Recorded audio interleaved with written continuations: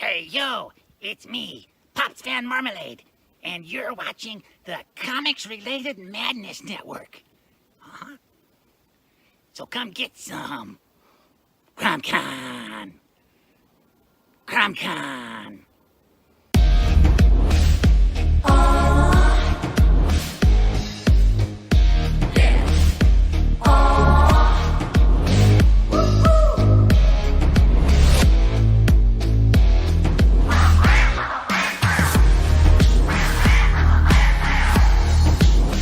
Your favorite podcast, it's Critical Blast.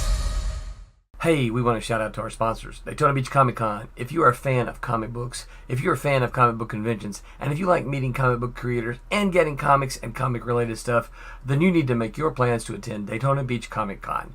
This year's show is September 9th and 10th.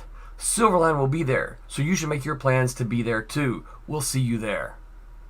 If you like comics and find yourself in the Orlando, Florida area, doesn't everyone come to Orlando at some point in time to see the House of Mouse? But when you're here, you need to make it a point to visit Coliseum of Comics, especially the one on East Colonial Drive. They carry Silverline comics, even a limited edition Coliseum of Comics version of our comics. So, when you go, be sure to ask for Silverline Comics and tell them we sent you. OCD stands for Orlando Collector Deviants. OCD, Steve and Trish. They're a family of geeks who promote geek things, particularly those around the Orlando, Florida area. They're big supporters of Silverline, and we think you should be supporters of theirs too. Go give them some love. If you are an independent comic book maker and you need to get your independent comics made, you need to look no further than Kablam! Kablam Digital Printing. They print our books, and they do a bang-up job. They're not only trusted by Silverline, but many, many independent comic book makers. Head on over to kablam.com and see for yourself just how easy it is to have your comic printed by them. And tell them Silverline sent you. Hi, this is Tim TK, host of That Silverline Show on Tuesday. Join us at 11 p.m. Eastern, 8 p.m. Pacific every Tuesday night as we discuss pop culture and the joys of making comics. Hi, I'm Barb Kilber, co-host of Silverline's Wednesday Wham. Join us each Wednesday nights as we discuss comics, literature, movies, and anything else that may catch our attention. I'm Roland Mann, and I host Silverline's Silver Sunday. Join me every Sunday at 8 p.m. Eastern as we make mine Silverline.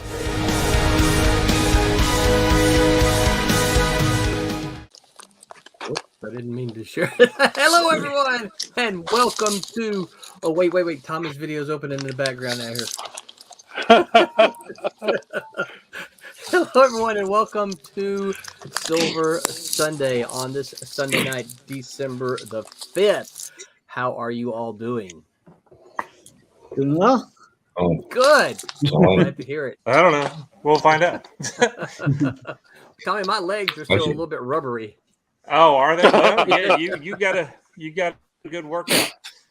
I did get a good workout. Yeah, and it's not funny because BJ's been laughing at me since yesterday. I'll get up and I'll go, oh, my legs, and she's just like, ha ha ha ha. I'm like, that's not BJ laughing at me. So, tee.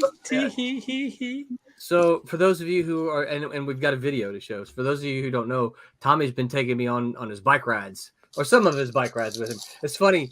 I know it's the last time, not yesterday, Tommy, but the other time that we rode. Tommy, we probably spent 2 hours out riding around, something like that. And then I noticed from Facebook, Tommy goes and spends another 3 hours doing another like 600 miles. Yeah. It's like, good grief. Well, we're having a good time, getting out there, exercising, getting that heart, getting the heart pumping. Oh, yeah.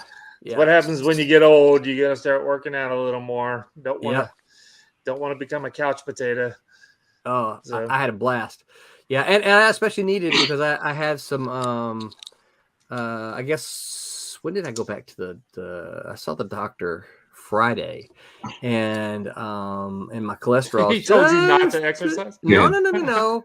No, that my cholesterol is just a little bit up. Remember, I fought cholesterol probably 8 years ago. It was around 393. For those of you who don't know, 200 is they want it to be below 200, and so my cholesterol was super high. The bad cholesterol. There's two kinds. Yeah, yes. Right. That's the bad. Yeah, and they want the good stuff to go up and the bad stuff to go down. Right. Well, Yeah, and mine was super bad, and we took care of it. So we got it under control, and even got off medicine. I got on some pharmaceutical medicine and helped get it under control. And then we changed my diet. I say BJ did most of it, and started taking some all natural supplements and stuff like that. And so got it under control. So I even got off the medicine, And so when we went back this last time, it was just a little bit. She's like, I'm not super concerned about it because, it hasn't been, in my other blood work, it hasn't been high. And I can't remember. I want to say it was like 220. She said, but, we want it below the 200 number. So it's like, yeah. So going and biking with Tommy was really good. So I gotta keep doing that. The good news is my blood pressure was better than it has been in the last 2 years. Now BJ says the reason for that is because I just started my vacation. That can have a lot to do with it. Yeah. So, okay. So yeah, I am Roland. I'm your host for tonight. And, we're just going to be talking about some Kickstarter stuff. We're going to be ending here really soon. And then just some other stuff. So, Pete, tell folks who you are. Me? Yes. Okay. I'm just a penciler. I'm just a penciler for Silverline. I draw just a penciler. What do I draw? Okay. I draw Silverline team up champion Miss Fury. And man, does it look good. What else do I draw? I've drawn there's a little cat and mouse story in the Christmas special. I'm finishing off Trump's issue 4. Right. Am I doing any others? No, that's it. And can you mention that other project that you did? Not for us, but for somebody else. Can you mention that yet? Oh yeah, you had like a top secret thing. The rock band. Well, that's what I'm finishing right now. Oh, okay. All right. They sent me another 5 pages to do, so I'm doing that. Okay. So you can't talk about that still yet. No, we get to guess some more since we did such a poor job last week. We don't want to irritate him. You did a terrible job. Okay. I've drawn other stuff, obviously. Other people other than Silverline, but that's not important. Yeah, and you've got something up on Webtoons. I've got the Webtoons. Yeah, yep. I was looking at that the other day. I really should do something with that. I continue it, but I haven't got time. I tell you what, if you figure out where it's to find good to be busy. I tell you, let me know how you do it. Yeah, if you it is good to be busy. I did a bit of Miss Meow for Merc magazine. Miss Meow. Okay. Yeah, I know. I wonder what that's about. Meow. Meow. I feel like I'm a lot busier than that, but no. And you have been busy because you got a youngin' due here in oh, that's right. He's been busy doing something. Baby Silverline has come along in May. He hasn't paid that bit yet, but he paid the right money, even sponsor child. All right, well, thank you, Pete. Joining us again tonight is Rob Davis. Rob, hello. Who you are? I am Rob Davis. I'm probably best known for drawing Malibu's Star Trek Deep Space Nine back in the 1990s. Since then, I've been doing all kinds of things. Lately, I've been doing Twilight Grimm, a penciler for that for Silverline. I'm also the art director and designer for Airship 27, which is a new pulp publisher that takes old pulp characters that are in public domain and hands them off to today's writers and artists, and we publish. My partner and I, Ron Fortier, publish them, and nice little sideline. Yep. Make a little extra money, but and I'm retired from the real world of work, so I can do all this stuff all that I want now. Yeah, and all of your quote unquote free time, right? Yeah. Yeah, it's funny. I'm busier now than when I had a day job. You know, and I like it. The thing is that the stuff I'm busy with, I like doing. So Yes. yeah, Yeah. And that's good. important. It's as they say, it's good to be king. Yes, King of retirement. Yes. Curtis. Curtis. Tell people who you are. Hi, I'm Kurtis Fujita. I'm the creative director at Silverline. I'm also a Kung Fu instructor. I'm the creator of the upcoming Silverline comic book called Shadow Ghost. It's the Kung Fu comic by a Kung Fu master. And if you haven't checked it out yet, we have our first music video of the Silverline property. So it's on the Shadow Ghost property, and it's by Capitan Wallace. It's called Drunken Tiger, and it's out now. Drunken Tiger. Okay. Yeah. I don't want to meet a Tiger, tiger. hidden Curtis. We were going with inebriated feline, but Drunken Tiger. Inebriated feline. Oh, jeez. Marketing there. Yeah. All right. Very cool. Thank you, Curtis. Thank you, Tommy. Folks, who you are. Thomas Floramonte Jr. Been doing comics since the early 90s. Worked for pretty much everybody there and abouts. Did a lot of stuff with Roland in the earlier Silverline lines, and some of the Cat and Mouse stuff, some of the Demon Tail stuff at the very beginning there. And also got to work with Roland doing some Ultraverse books over on the Nightman stuff and all that good stuff. But right now I'm inking Mr. Pete on pretty much all the stuff that Mr. Pete talked about. Got the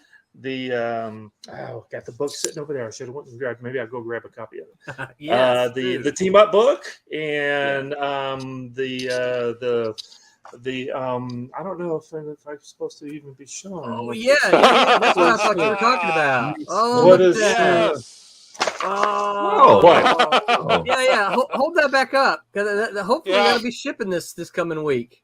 I was going to say, where's my copies? Oh, this is I printed. We got it, almost all of it printed. Well, on the other side of what I'm working on is I'm also the co-owner of Kablam Digital Printing, and so we do pretty much all of the Silverline printing, and we've got most of all of the guts of the Christmas Kickstarter done. Here it is, everybody.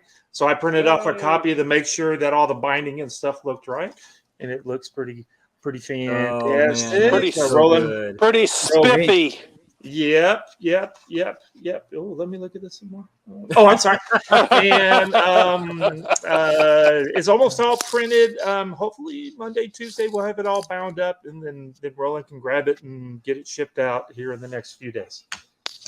Sounds good. Oh, and then I'm also working on Rejects. That'll be the book that we're going to kickstart in January. Rejects and what are we doing? Sniper and Rook. Yeah. So here's some of the pages. I do some of it on paper, a lot of it digitally. Let's see if we can see some of the artwork and stuff. But so good.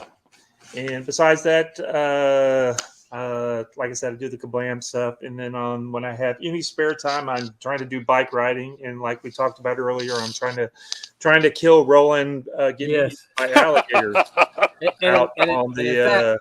Tommy sent me a video. Let me see if I can. Now, I tried to. I was putting it together here really fast at the end. It's probably it's about 5 minutes. It's a little long, but it's really fast. As fast as action, but it shows the alligator.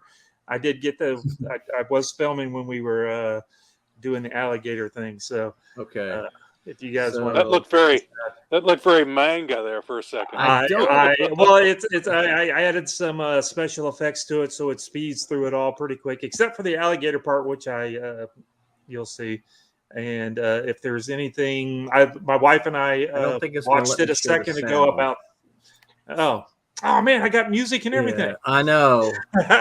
Well, so here was so I tried to upload it because I see the video in the Dropbox.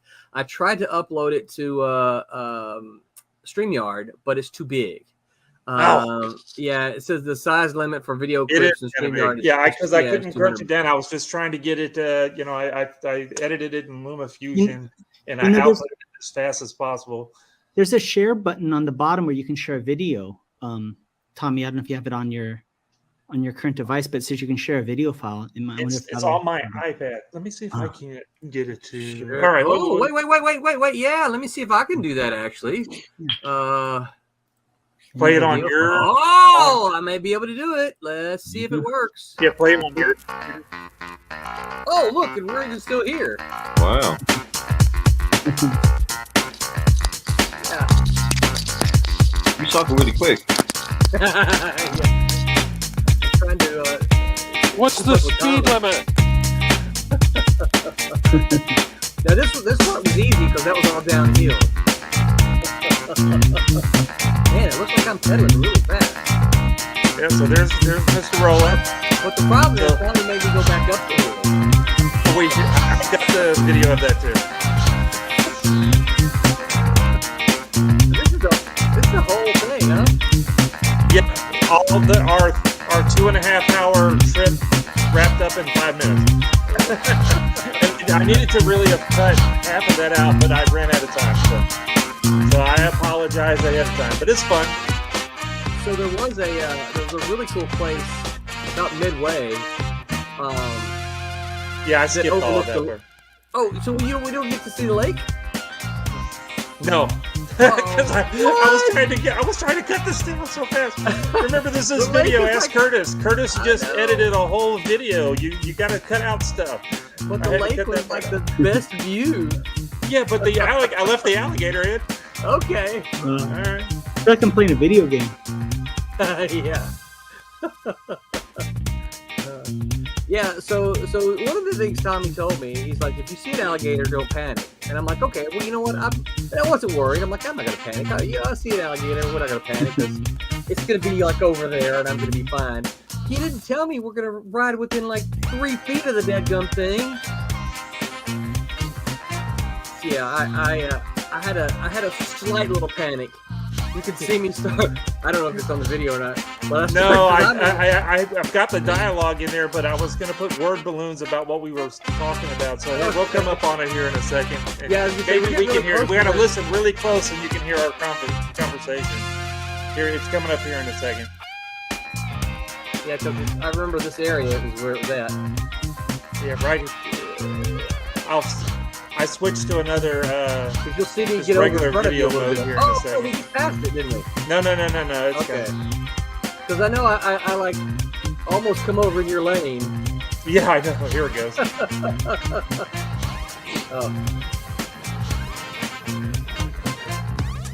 Oh yeah, it was just before that turn. Okay, y'all listen real close. Maybe you can hear what we're saying.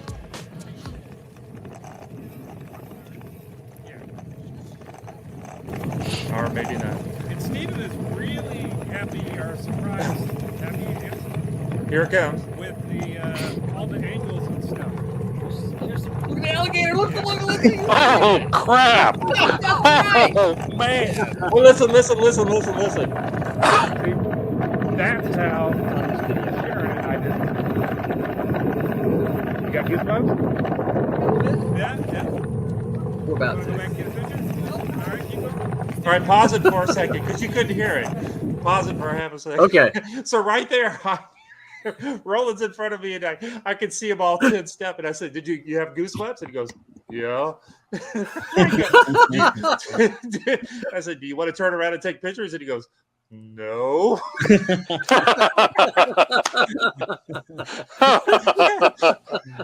Not just no, but hell no. Oh, man. All right, let it play out, and then Okay. it kind of wraps it up real quick.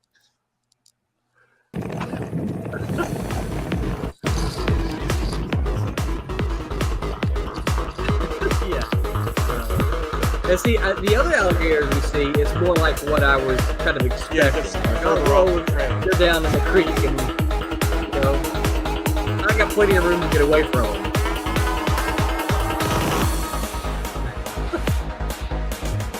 Well, that was a walking dude, wasn't it? Yeah, this is us heading back up to the trailhead. So at the end of this thing is like the beginning. It's got this big hill that you got to go switch back to get to the top of the trailhead. Yeah. And that's a killer getting up that thing.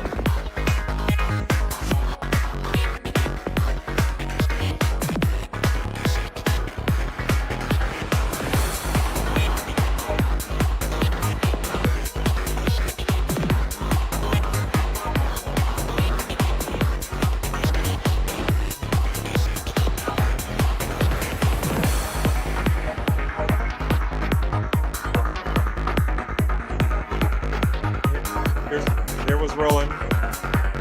We made it to the top of the hill. Yay! We made it. Yeah, I had to. You probably noticed I had to walk my bike up the last. Yeah.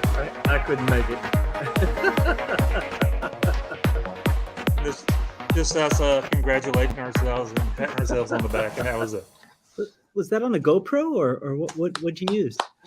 That is it's a 360 camera. So cool. It's a the Insta 360R camera. So it's one of those ones that it's on basically a selfie stick, but it because it's a 360 camera, it erases the stick, so you can put the camera way out in front of you, and it's almost like a drone. And then you can control where the camera is looking in the editing software, so you can move it around all over the place. So it could be going forward, and then I could flip the camera around, and it could be facing me, and then it would look like it was a cameraman out in front of you, kind of a thing. Yeah. I was trying to figure out how you get those angles. That's so cool. Oh, no. I meant to say that I did all that by hand. Yeah, right. Nice. Yeah. Nice.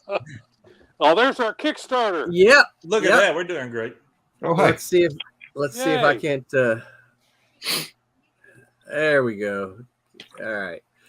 So yeah, you guys can see we got 60 backers. We are 68. We got 68 minutes to go. We are at 29:31. So we are $769 away from getting this push. Getting this stretch goal. R.A. Jones's novel, Gun Glory, which is published by Airship 27 Productions. Yes, sir. Nice. So those of you know R.A., he did a whole bunch of stuff back from Malibu in the day. A lot of stuff with Rob. A lot of folks continually bring up to us Scimitar. Rob and R.A. worked on Scimitar. Rob's already mentioned the other stuff he worked on at Malibu, but R.A. did the Protectors and just a whole host of other things at Malibu. So this is our stretch goal, and you can see we are literally just $69 away. Yep. If we can get that last $69, then every tier level gets a digital copy of R.A. Jones's Gun Glory. PDF copy. Yep. A PDF. Just like the book. Yep. So nice. He just like the rode a printed book. gunfighter's trail. So That's great. So Get over there and pledge. Get over there and pledge. That's right. Get over there and pledge. So Rob, I know last week we asked you all kind of questions about like how you and R.A. met and that kind of thing, how you got associated with our so if you got a minute, tell folks how so you have just wrapped up Twilight Grimm issue number 4, right? Yes, just finished it up a couple of weeks ago, I think, 2 or 3 weeks. Yep. It's all done in the can and off. Yes, that's right. Yeah, so nice. all we got to do now. Number 4 has to be lettered and colored, obviously. Right. Yep. But tell folks what you recall about getting this project started, Twilight Grimm. Well, I like that. I think it was you that contacted me. Was it you that asked me? And you sent me 4 different proposals that RA had put together. Yep. And I looked them all over. I said, yeah, I might be interested. Send them over and let me take a look at them. And I looked them all over, and I really liked this one with Twilight Grimm. because it had vampires in it. Right. And it was kind of a dystopian situation. And I thought, well, that's kind of interesting. Let's do that one. There was another one that was also set in a dystopian period where it was kind of people were trying to get away from, I forget what the bad guys were. Yeah. But they were trying to get away from these folks, and the whole series was about them traveling across. And it's kind of like Lost. They're kind of like Babylon, or not Babylon 5. Battlestar Galactica. Took me a second there. How they're running away from the Cylons, trying to get to a safe spot, which was in Babylon. Why do I keep saying Babylon? Battlestar Galactica. They were trying to get to Earth to get away from the Cylons. So, but this one intrigued me more, and I also thought, well, vampires are pretty popular right now. Maybe this will be something people will be interested in seeing us do. So that's the one I picked, and RA sent me the script, and we went from there. Yeah, that's right. I remember talking to RA, and we were just kicking different things around, and then when we started, said, well, you know what, we need to find someone to draw it. He said, do you know who I'd like to work with, if at all possible? He goes, he goes, I'd love to do something again with my old buddy Rob Davis. And I said, well, let me reach out to him. I'll give him a holler and see what he thinks. And that was how and why I reached out to you, because we had talked to RA and I had talked about it. So I'm like, yeah, I really like that idea. So and from what he said to me later, he was figuring that would be the one I would pick, or he was hoping that Twilight Grimm would be the one that I would pick. I will tell you this. I can't remember it now because this has been, some time back, but Twilight Grimm was not my top choice. Yes, I remember that. It was not your top choice. It was my second choice, but it was not my top choice. And I cannot remember what the other one was called now, but I can't either. It's been thinking, 3 years now almost. Yes, it's been a minute. I've slept a time or two since then. Yeah. Yeah, but I remember thinking, oh man, I really hope he picks this one. Is there anything I can do to weight the scales? Okay. I didn't know you were really pulling for it like that. I might have given it another look-see. And no. Do you remember which one it was? Was it the one I was talking about? No. You don't even remember the plot? Okay. I don't. I've slept since then. I've read a whole bunch of stories and pitches since then. Oh, okay. Yeah, well, of course. Yeah, I seem to remember you saying something about the fact that you had hoped I would pick this other thing that he had done, but I can't remember which one it was either. I can't either. I can't remember. There were two other pitches as well. Yes. I don't remember those storylines at all, so I don't remember what those were at all. No. The only thing I'm thinking one of them was a Western, but I have no idea. Yeah. Which would have been interesting too. I have yet to do a Western comic book. I've done many other genres. Do you have a desire to do a Western? I think it would be interesting to do one. Yeah. Why? Okay. That's interesting. Yeah. Okay. Right now, I have another project lined up right now. That's a 4-issue thing. So that it'll be a while before I can come back to Silverline. I'm making a note. I'm making a note of that. Okay.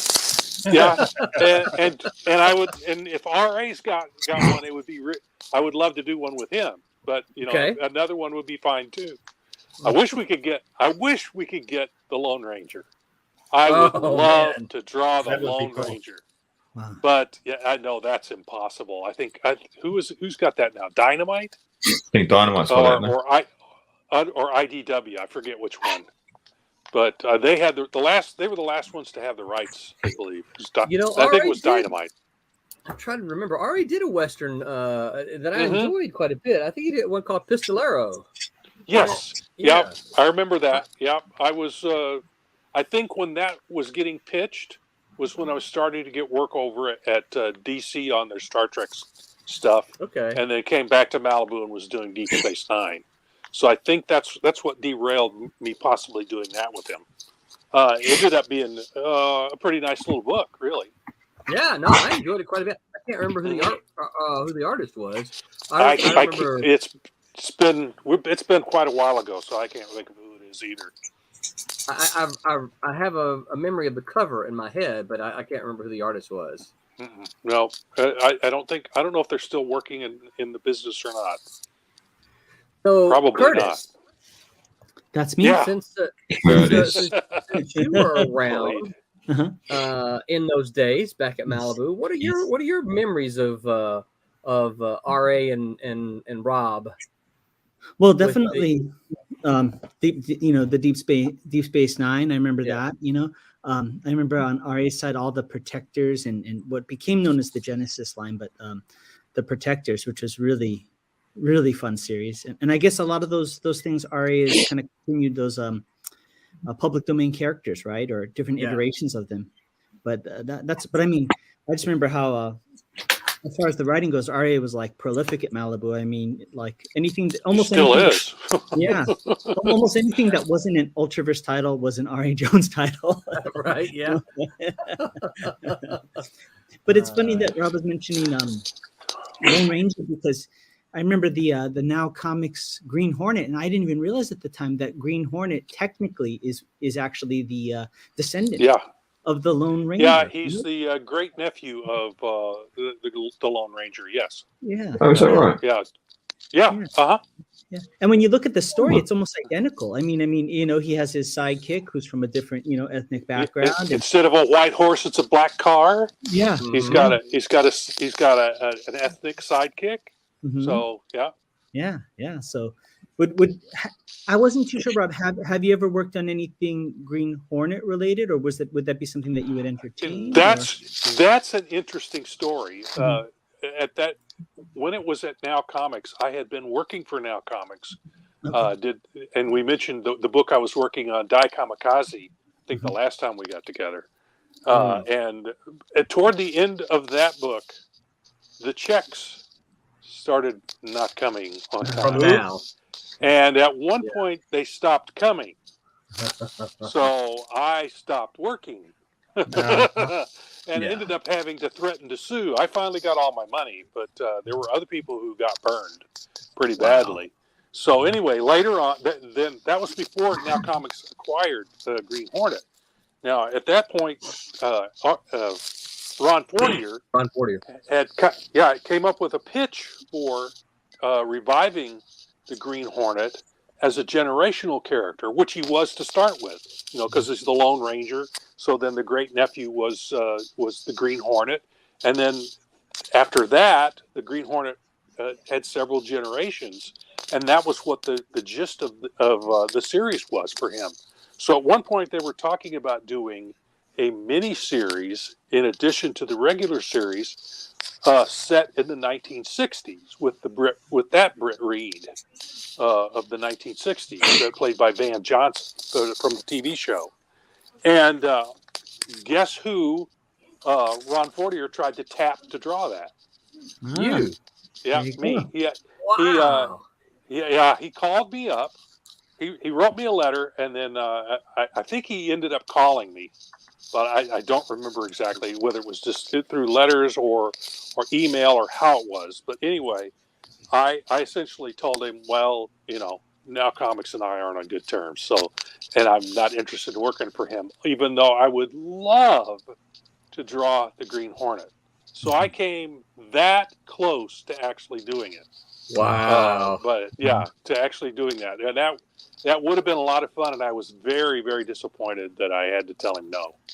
But anyway, that's what started the relationship with Ron that eventually led to us hooking back up again in the 2000s, 2002, 2003, somewhere in there, where I was doing an online comic strip, which was the precursor for Route 66, that book I was talking about. I don't remember. Was that this one, or was it Wednesday?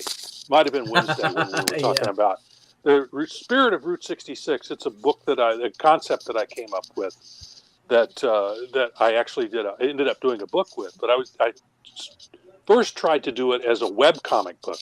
What I did was post Saturday sized or Sunday color section sized strips every week, kind of like like in the newspaper.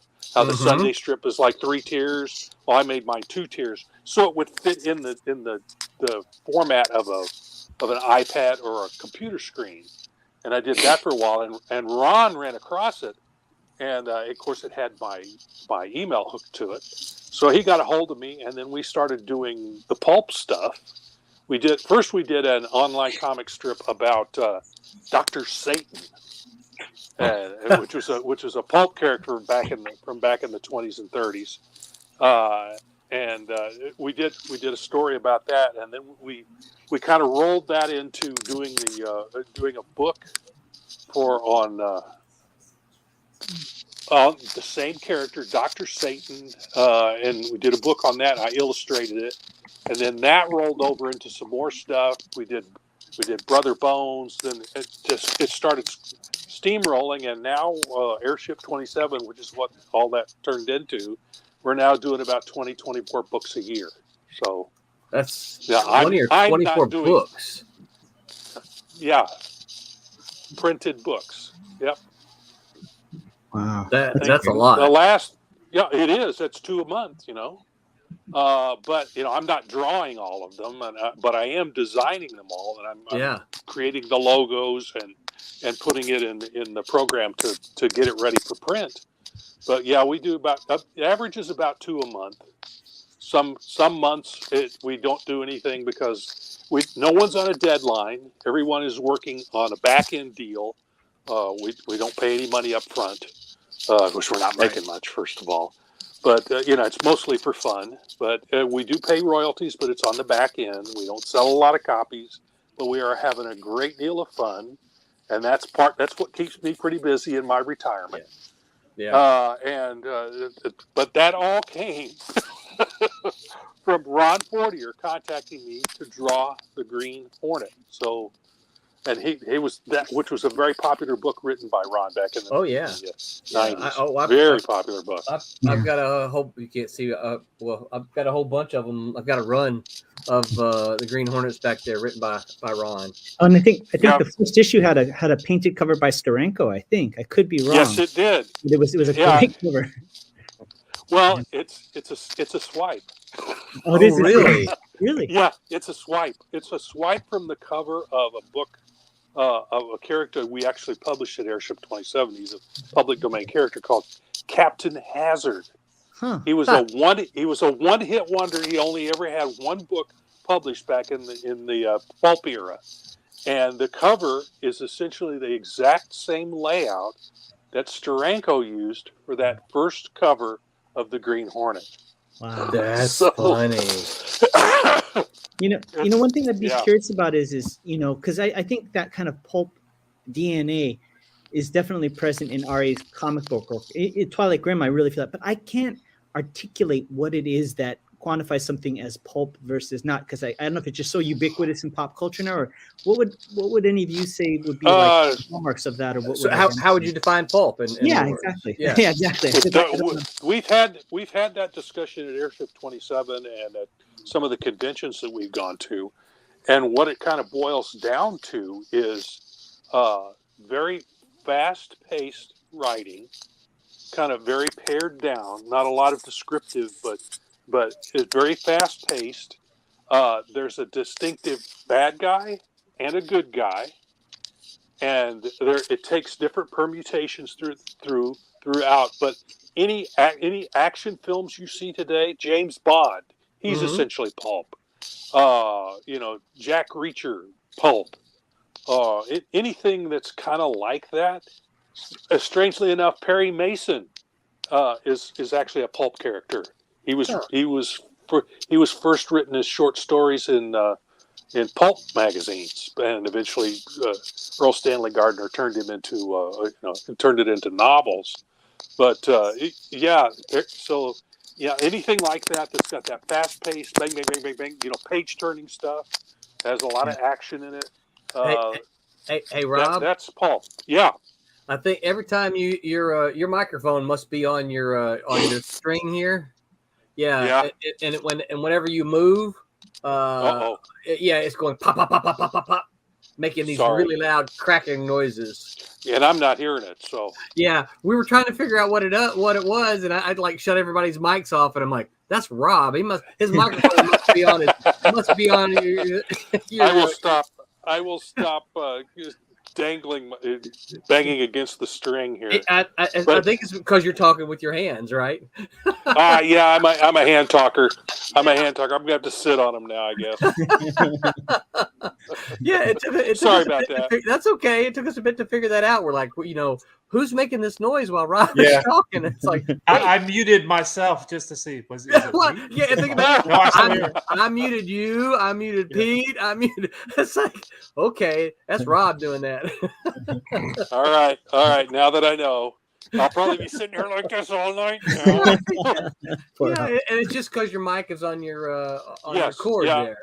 I tried doing this without doing that, and I was it was hard to hear me. So that's why I started using the earphones and the microphone. But you almost have to use earbuds or headphones or something, or otherwise you get a nasty echo, and it plays havoc with the systems. But I prefer them actually. This big set of headphones here, right? Mm-hmm. But my problem is they don't like my glasses, and they when I wear them too long, they press down on my ears, and so where my glasses are, it begins to kind of hurt there. Oh yeah, I know exactly what you're saying. Yep. Yeah. I have the same thing. Now, if I did this over at my computer, which is over that way from where I'm sitting right now, the background behind me is so cluttered and is distracting that I've decided to use my iPad for this. I've actually got a microphone that I use for that. But the background is so distracting, it's ridiculous. Almost as bad as those lights behind Tommy. Well, I gotta say, all right. Well, then I'm changing them to something else. No, I'm just teasing. I like your background now, Rob. I do too. Yeah, we can. It's an artist. Yeah, background, this is my workstation. This is where I do the drawing and you could see some of the stuff I've got stuck to the wall here. I've got a panoramic picture of Mars is right there above my desk, and then above that is my wife's uncle was an artist, and he was one time commissioned to write different words on a naked woman, to paint them on a naked woman, and that's what that is. I use that line all the time. I want to paint you. Yes. Yeah, I'm going to paint words on you. That's what's hanging up there, and then all this stuff over here on this side is all the inking and coloring materials, and I've got markers and all kinds of stuff over here on this side. That's great. But yeah, this is my workstation. Yeah. No, I like that as a background. It's very cool. It's fitting for you, Yeah, that's what I figured. That's just why I moved it over here instead of that cluttered. I've got some Star Trek models on a shelf behind me over here and a bunch of other stuff, but it's all it's not organized real well, and it's kind of cluttered. This is much better, much more illustrative. Yes. Yeah. So I have, in case he's listening, I don't know whether he's listening or not, I have invited Stephen Butler again. I sent him the link. And of course, I know Tommy, he's told you this too, right? He's always said, yeah, I live out in the sticks, so my internet, blah, blah, blah. Dude, you got a cell phone, you stream Netflix and all that other kind of stuff. Your internet's good enough. So if you can stream Netflix, you can do this. That's what I keep telling him to. Yep. I think. Well, he's probably listening, so he may be listening. Yeah. So, but I sent him the link. Come on. I sent him the link and said, here's the link. Come join us and hang out. Maybe he's just shy. He's not shy. Yeah, he's not. I'm going to send him the link too right now. Let's see if I can get him to come on. I don't know too many comic book artists or writers who are shy, really. No, you can't be shy and do this kind of stuff. Yeah, I've known some. Or you can't stay shy. No, that's the thing. You can be shy, but you can't stay shy. I mean, I've known some who are, I guess you can say reserved, and they don't really want to, get out of their shell too much. But you're right. You can't stay that way, and nope. Particularly in today's the way it is today. Of course, I teach creative writing, and a lot of my students, they're like, yeah, I just want to go write in my cave and send my writing out into the world. And I'm like, well, that's a nice dream, and maybe if you lived in 1750, you could do that. But this is not 1750, and you can't do that anymore. You gotta actively promote your work. So you got to figure out some way to do it. Yes, right. You can you don't have to get on screen and do what we're doing now. You could probably get on Facebook or LinkedIn or something like that and do a lot of that. But Steven's on now. And he said that you just sent him a link. He said, "What is it?" I said, "Click it. I dare you." Yeah. Yeah. Yes. We dare you. Click it. I dare you. Click it. That's great. But yeah, no, you can't be shy. You can't be shy to be in this business anymore. Nope. Rob, you ever met Stephen Butler? I don't believe if I have. It was a long time you're ago wearing a shirt at a convention. Yeah. Yeah. We were probably at the same convention or something at the same time, but I don't know that I ever ran into him. You're close enough regionally that you probably have done the same convention. It's quite possible. Where's he live? He lives down in South Mississippi. Okay, yeah. He's not too awfully far away from me. No. That's what I said regionally. I'm in middle Missouri, right? In the middle of Missouri, the northern half, just above the northern half, right near the Missouri River, but as it goes through the top half of the state. You're on the northern side of I-40, aren't you? I-70. Okay. Yeah, 40's way down in Arkansas. Oh, that's 40 right. is down in Arkansas. Yeah, 40's in Arkansas. Highway 40. Yeah. Highway 40 goes through Missouri, but a lot of times it hooks up with I-70. I'm almost exactly halfway between St. Louis and Kansas City on I-70. Yeah, that's pretty wild. So yeah. So I'm fortunately I'm a fan of both the Cardinals and the Royals baseball teams. So I have no problem with it, except that the Royals haven't been very good for quite a while now. But yeah. And I'm a fair weather fan. I don't pay attention unless they're doing well. Yeah, I think we mentioned my dad's a Cardinal fan, so even giving you excuses. Gonna have to pass this one. Of course. Oh, come on! Oh, chicken. Yeah. The thing about it is, of course, I'm kidding. Oh, I know.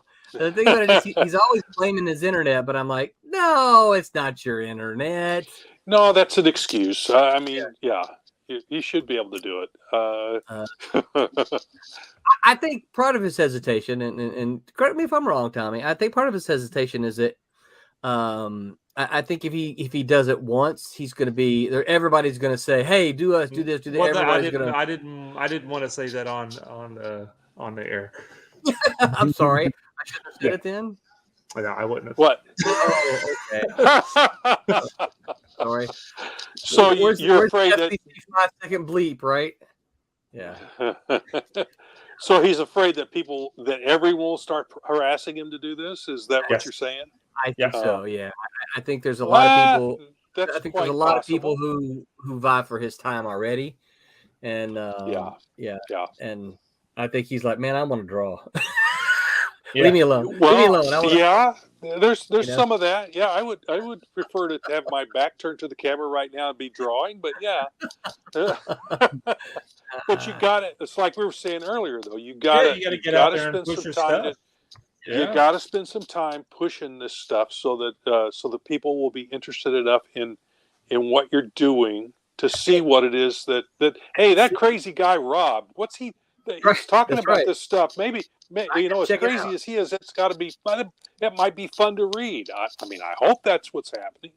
But Yeah. and I hope they do find it's fun to read. But you gotta get out there and let people know that what you're doing. Otherwise, Yeah. you know, there is so much stuff out there right now. If you're not pushing it, it'll get lost in the shuffle. Hey, Tommy, tell him you can talk People about will Vienna. not see it. Cool. All right, he wrote me. He said maybe next time, and then he wrote some other personal. Okay. Stuff. Okay. All right. Yeah. All right. We'll get it. We'll work on them. Yeah, we'll work on them during the Yeah. week. Maybe next Sunday. Yeah. Okay. Yeah. So. I'd Or like maybe to. we I'd can like to jump talk on with for him. our special. We're going to do a special coming up here. We're going to try to get as many Silverliners as we can. Oh my word! Yeah, because you know, I mean, he's. I mean, who's not a silver liner if he's not one? I mean, he's the exactly right. original silver liner. You, he, and Mitch, right? That's right. That's exactly right. So. But besides that, you know, he provides pretty much a cover for every Kickstarter, and so. By the way, Curtis. Yes. Oh yeah, that's right, Mr. Curtis. I probably ought not show it, should I? Oh my gosh, you can. You might as well. Are you okay with me showing it? Of course. I want to see it. So, I haven't. So I got a package from Steven today. Obviously, this is. Oh wait a minute, I got the blur. It's hard to see. Yeah, let me turn this stupid blur off. Yeah, your background blur. Yeah. We can't see it. Yeah, I know. I use that on Skype when I'm doing stuff with Ron. It said blur the background or change the background. Virtual background. That's where it is. None. Okay. Oh, there it is. It's all there in focus. There we go. Now this is now Tommy's already inked this, but this is the this is for the Kickstarter in January. Wow. Yep. So the art's at the office. Freaking great. Cool. Yeah. Nice. So there's that. And of course, this is the one. Now this one's already been claimed. So unfortunately, this one is already taken on the current Kickstarter. Someone has already got this one and Tommy's inked version of it. So nice. Cool. And you have that one, I hope, right? I think so. I hope so. I've got new shelves here. I don't know if y'all noticed. I got new shelves, so I'm going to try to. I've got to organize things, right? Now this one also. This is an upcoming Trump's cover. I love that. It's classic. So, so if you're a longtime comic fan, you certainly recognize this classic George Perez Avengers cover. Mm-hmm. Mm-hmm. Yeah. Mm-hmm. Good. And of course, this one is also claimed the Christmas cover. Oh yeah. Nice. Oh yeah. So I think I've seen that one. Yeah. Let's see here. Oh no, let's see. Well, I don't know which one to show next. Okay, so are you ready? I wish I could get it closer than this, but. Oh yeah. Dun, dun, dun. I love it. This is for the upcoming Shadow Ghost. Yeah. Which is Curtis's book. Yeah. He did such a good job. Nice. I got that on vacation for Thanksgiving, and it made my Thanksgiving. I was like, no doubt. No doubt. And I'd colored Steven's work back at Malibu, and so it was when he did Spider-Man and Ultraforce. So it was like so cool to see him do those characters. Amazing. So now this one was going to be for this Kickstarter, but unfortunately we didn't make it in time, the Kickstarter. So we're just going to use it for next Twilight Grimm. Okay. Oh, that's gorgeous. Oh, wow. Isn't that so man. Cool? Isn't it? Oh So man. good. That is so good. Oh wow. Okay. Love that. And this is a Werewolf by Night cover. Yeah, it's an homage. Yes. Oh wow. Yeah. That's all of these are. All of these are homage covers. Yeah. So well, the little circle with the character in it, like the Marvel looks for a while. Yeah. Yeah. And he did that. I like that. Yeah, and of course he did that because they're from this is from the Avengers, right? Yeah. That was the Vision up there. Yeah. And I think there was one other. Oh yeah, this one right here. Also the Vision, right up there. Yeah, yeah. It actually, if you'll notice, those two guys have the exact same pose, right? Oh, yeah. That's funny. So, but yeah, it's because that's where the Vision was on the covers. Right. Yeah, yeah, So, yeah. Huh? Yeah. So very excited about that. I can't remember that I put it here. I haven't labeled them yet. So, but yeah. So unfortunately, these aren't gonna get to hang around with me very long. Oh, I had this up, didn't I? Not remove. How do I get back? Like that? No, like that. There you go. They're not gonna hang around long with me because they're gonna go to backers. So, but we got 34 minutes to go. Oh, gosh, 34 minutes. Anybody wants to get in on this Kickstarter, they better jump over there now. Yep. Yep. Yeah. So. You want to get that? Here we go. Okay. Patricky Lugo says, "Great job on the shadowghost.com website, Kurtis Mitchell Fujita." Oh, thank you, Patrick. Patrick's the co-host on the Comics Foo show that I do with Silverline, and he has his own book coming out called Tiger's Tail. He said it's like the Jungle Book meets, if you've ever heard the Taoist book, the Tao Te Ching. That's kind of his tagline. It's a really cool book. So glad you saw that. Thanks, Patrick. Very cool. Yeah. Very cool. Yeah, of course we all know the Jungle Book, right? Definitely. What song do you start singing when in your mind when you hear the Jungle Book? Bare necessities. The bare necessities. The bare necessities. Yeah, I think so. Pete, what about you? Which one do you start singing? Yeah, bare necessities. Yeah. Yeah. Okay. All right. I'm trying to think now. Is there another one? Oh yeah, there's several. I mean, I know there's several loads of songs. There's the one by the orangutan. Well, I forget the name of the song. I want to be like King of the Jungle. Oh yeah, that's good. Jungle. Yeah. I want to be like you. That's it. Yeah. Talk like you. And of course the elephant song, right? I don't know the words. I worked 10 days in a military style. Seems to me that you watch this film too much. Well, I will tell you this: it was one of my favorites as a kid, and then when my kids, of course, were watching cartoons, we watched that a lot with them. So I have seen that movie a bunch of times. Have you seen the remake they've done, the live-action remake? I did, and I actually enjoyed it. Yeah. It was John Favreau, wasn't it? It was Yep. Didn't see it. Yep, it was. I was surprised that I enjoyed it quite a bit. I think, why are they doing this? Just leave it alone. But no, it was good. Well, I mean, that was my exact attitude of kind of. Well, a lot of the effects that they learned while doing the live action version were what they used for what's the big round dome screen thing that they use in The Mandalorian, where they do all the filming of all that stuff. Yeah, they mastered that technique on that movie. Really? So, yeah. Very cool. Well, you gotta watch some of that behind the scenes of how they did they've got like this big monster basketball sized room that's got computer screens all the way around it. So it's so they're virtually in this big. I forgot what do they call it. What do they call that thing? Do you guys remember? Have y'all seen those? I know what you're talking about. It's like a wraparound screen, so they can instead of a blue screen, you can actually do things live with the effects.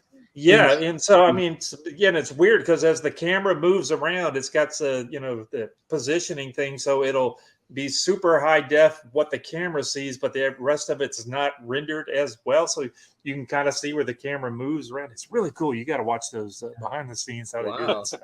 Yeah, it's really neat. And when you're watching it, what they film, you can't tell it's a screen behind them. No. What No. could you tell when you were watching Mandalorian? Most of Mandalorian was done on a computer It's on a set. screen, yeah, it's on the green Yeah, screen. but it's know not a green screen like you are a blue screen or whatever you want to call it. I mean, Right. it's all these monitors, high definition monitors that rendered the picture. So the camera's filming they're filming screens that are projecting real pictures on it, but it's not blue screen or green screen. You know how they put the stuff in after the Wow. fact? So the It's actors like get to actually. Yeah, you got to It's watch like some of those. in the 1930s and 40s when they would do what's called rear projection, Yeah, exactly. where they would project Yeah. the background on On a thing, and then translucent the screen. camera films the real actor in Yeah. front of a projected you see background. that a lot in 1950s TV shows where somebody's driving down the street Right. and they see the Yeah. cars behind them, but you can tell what it is. Yeah, But so- that's rear projection. That, like I said, they had a translucent screen. They had So a it's- projector on the back of it projecting the image on there. So it's that same thing. I think they used some version of the Real engine, from the Unreal, gaming engine. Yeah, the Unreal game engine. There's some sort of version of that souped up version. Don't put your money down on what I'm Right. telling you. But it's some version of that. If you get a So chance, that's essentially the holodeck on Yes, on no, Star Trek: The exactly. Next Generation. Yeah, so Wow. they'll build real models of things and put them in this big room so they do have physical things, but then the backgrounds are all computer generated I'll be- pictures and yeah, they're wow. acting against stuff. We've gotten that much closer to a holodeck. Yeah, it's really That's cool. You gotta go wild. watch those videos. Yeah, It's it's on. I Disney don't Plus. have Disney Plus. I don't have Disney Plus. We gotta find that for you. I Maybe we can find some I videos. am one of those cheap guys that refuses to pay for every single thing. Although it's getting close to the they have enough stuff on there now that I'm interested in. I might actually watch Right. it enough to make it worth getting. Maybe not before we're done with the stream tonight. I'll go on YouTube and I'll find some of those and I'll Some send you the links to them so Yeah. you can Well, watch how they cool. did that kind of stuff. You got to Yeah, put them in the the thing- comments. Yes. Yeah. The Yeah. thing that's about to get me to go to Disney Plus is Get Back. The Beatles thing? documentary. Yeah. The Beatles documentary. That I'm a huge Beatles fan. And Ah, I'm salivating to either purchase those when they're on DVD, which they will eventually do. Right. It's Apple. Apple Core will put them on DVD to make some money off of them. I want it, but I'm itching to see them. So that may finally get me to buy it for a couple of months. So I can watch that. I don't know. look at this. Wubba. Wubba says Silverline Oh, family. hey, Wubba. Wubba. What's How's up, it going? Wubba? Hola, Wubba. hola, Wubba. senor. We miss you, Wubba. Yeah. Ready to get you settled. Wubba's It is the Unreal Engine that they used. Is that that's Unreal Engine? Okay, cool. I mean, that sounds like something out of sci-fi. What's an Unreal Engine? Uh-huh. It doesn't sound like a good thing. It's Unreal. The Death Star is powered by the Unreal Engine, right? Yeah, It does sound a bit the Matrixy, doesn't quantum it? drive. Quantum drive. Well, when you say holodeck, I have this, we have a lot of Ren fairs, Renaissance fairs here in an area called Irwindale. And I keep trying to convince my wife, I want us to dress up in Starfleet outfits and pretend we're on the holodeck as we walk through the Renaissance fair. And really freak them out, man. Yeah. Because we Yeah. had, first time I took her to that, some guy was flirting with her. He was in costume. I've noticed all these Ren guys think they can start flirting with your girlfriend because they're in character. And after he started flirting with her, I said, "Hey, look, they have a village idiot here too." Good for you. Good for you. Yeah, because they can't break character. I've had a couple of friends that have worked at Ren Fair. Well, there's one in the Kansas City area, and they've told me, and I've walked up to them tried to start a conversation, and they don't break character. They still speak in an old English accent, and they'll talk like they're still living in that era. They won't talk about cell phones or anything like that. They'll go, what? So yeah, it's a lot of fun to go to those. You really are kind of transported back in time. Yeah, they're great. They're great. They're really fun. Definitely. Well, I gotta know. I don't know if he does the Ren fairs, but he does the SCA, Society of Creative Anachronisms. Mm-hmm. Same kind of thing. Yeah. Very very similar thing. And he's one of the fighters. And they actually have regions and zones and districts and stuff like that they will actually have fights to see who controls the area. Wow. And they have he's shown me pictures, and there's like 100 of these guys against 100 of them all out. I'm now picturing that scene from Anchorman where all the news crews turn up. Is that what they do? Yeah. Best scene ever. I love that scene. It's got a trident. Well, the best was when the History Channel showed up in that fight, and they had the ghost of Stonewall Jackson with the Minotaur there. Oh my! He showed me pictures one time. It had him. He spent a weekend at one of the fights, and his whole upper body was just bruised from taking all the beatings that they did. Yeah. I don't know. It's like that's one thing to do a reenactment, but to come back all beat up and battered. Yeah, and go back into the office Monday and try and explain to Marge, the receptionist, why you look like you were in a car accident. Right. I'm sorry. I would joke. My wife and I got into a fight. Yeah, my king declared war on the neighboring region, and we had to go take it from him. What if two guys from two factions worked in the same office? Now that would be funny. And like, how did they?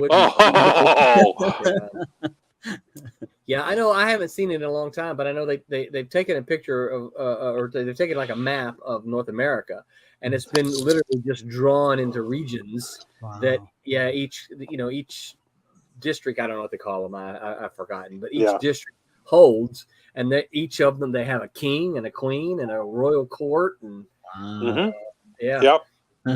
he goes to something all the time called Gulf Wars. And I think that they hold it down at the Gulf Coast, and that's where some of the stuff is done. So nice. Oh. Yeah, I know he was super bummed. COVID year they canceled Gulf Wars, and he was a lot of us were bummed about a lot of stuff. Yeah. But anyway, it's pretty interesting stuff. So.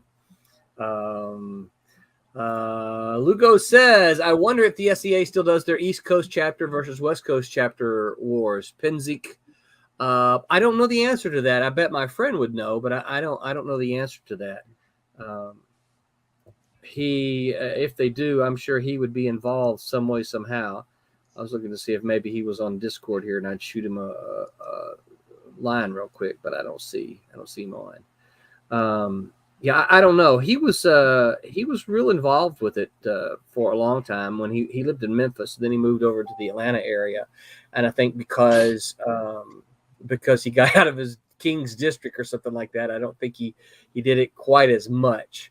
But also then he had a kid, so that takes that up kind a of puts it puts a little damper on your life for a while. Yeah, it does. Pete, you ready? Right.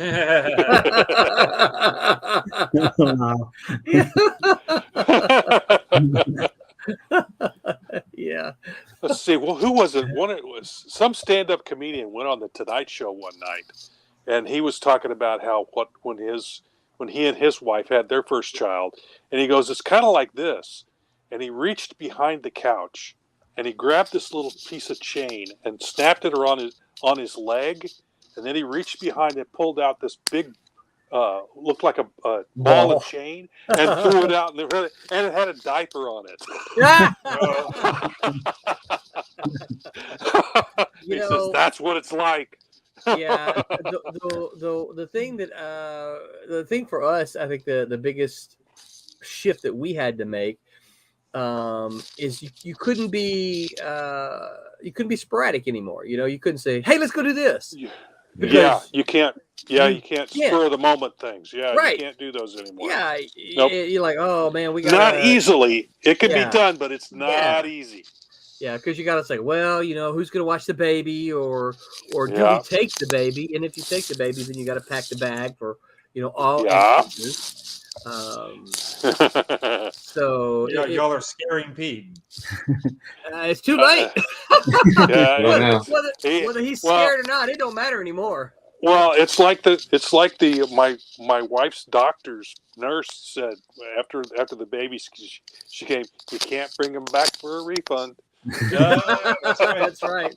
No returns. You can't return them. No returns. We'll see. We'll see. Patrick, Lugo said went much ages ago. To a Ren Fair or what? To the Penzic Wars. Yeah. Oh, Penzic Wars. Okay, yeah. Yeah, it's the best thing you'll ever do, Pete. It changes your life, but it changes it for the better. It's pretty cool. I thought it was the team up book that we just did. I thought that was the best. That was pretty good. Yes. Pete's like, yeah, you don't sound that convincing. Yeah, you don't sound that convincing. Well, mine are out of the house now. Your wife standing over you saying, "This is what you're going to say." Well, it's easy to say now. They're both out of the house, right? Yeah. Now, what's the due date again, Pete? Is it May? Yeah, it's meant to be the 22nd of May, but it won't be on time, will it? Let's be honest. Right. Yeah. But if it's anything like its mother, it won't arrive for. What are you saying? She's late to everything. It's acceptable. Yeah. And of course, Pete's like, and she's in bed and doesn't hear me saying this. More importantly, she doesn't watch the stream, is what it is. Yeah. Well, it's what time is it there, Pete? It's like 5 hours before where I am. So it's 2 a.m. Yeah, it's 2 a.m. I mean, I was going to say it's 5 hours later than where I am right now. Yeah. 9, 10, 11, 12, 1. Yeah. 1 or 2 o'clock in the morning. Yeah. You mean she's not watching the show as you're on this, so she can? No, she just gets me going with it. She trusts me now to manage my own stuff. Oh, that's good. That's good.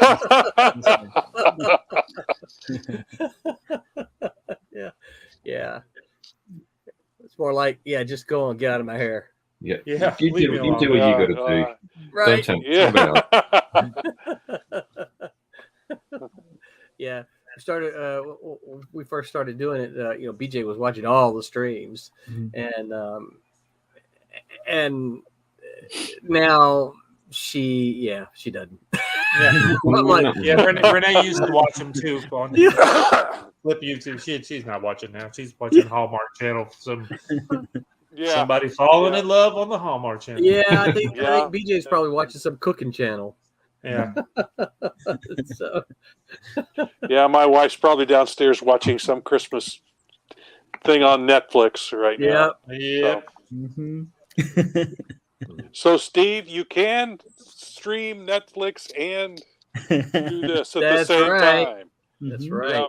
Yep. I didn't think about that. So, Pete's 5 hours from me, and Kurtis is 3 hours from me the other direction. Yeah. So the time difference between Pete and Kurtis is 8 hours. Whoa, that's weird. Yep. A night's sleep. Yep. Yeah. That's right. Yeah. Yep.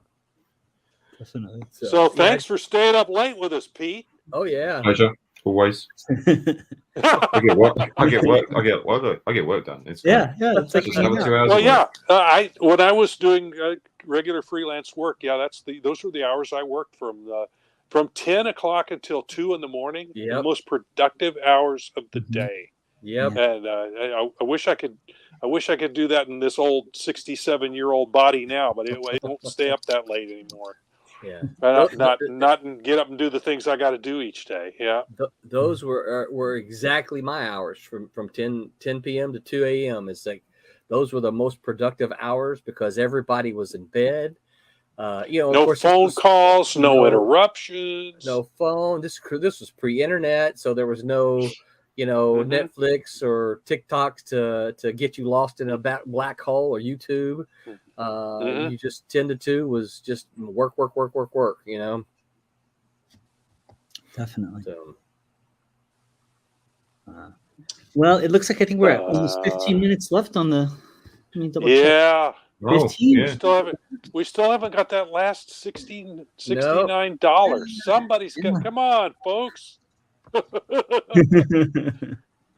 Tommy still owes us that TikTok dance, so fingers crossed. All of a sudden, you see the numbers dropping. It's Thomas's fault. Tommy, stop! Don't do it. Quit No more dancing. twerking, Tommy. You still owe OCD. Oh, quit bringing it up. So when we were at Daytona Beach, Tommy had he's bringing it up. he had like 2 followers right on TikTok. And Tommy's like, if I can get 20 followers before Daytona Beach is over, I'll twerk live, right? Oh my God! That encourages people not to join. No. They did. He ended up with 20, I want to say 22, 23 followers. Oh my word! Did you twerk? No, he didn't. That's what I'm saying. He owes him a live twerk. Well, all I can say is if he's going to, that background works perfectly that he has right now. That's right.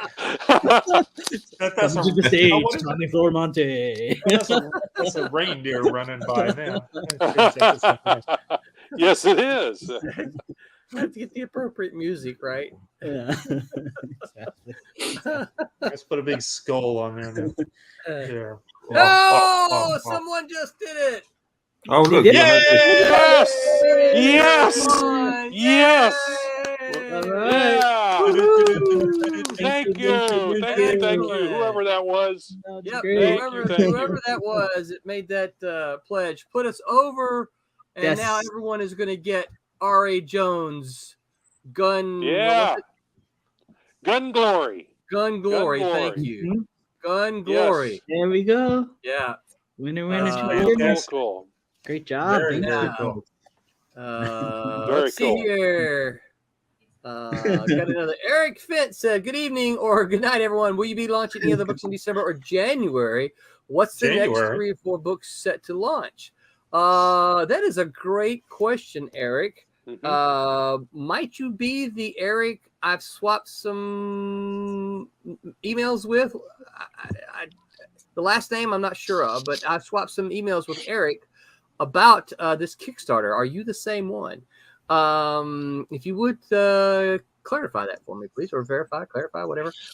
So the answer to your question is not in December, but yes, in January. So what we try to do on a normal situation is that we try to do them every other month. And that way what we do is we run them, and then that gives us a month to get all the paperwork done. No, he says he is.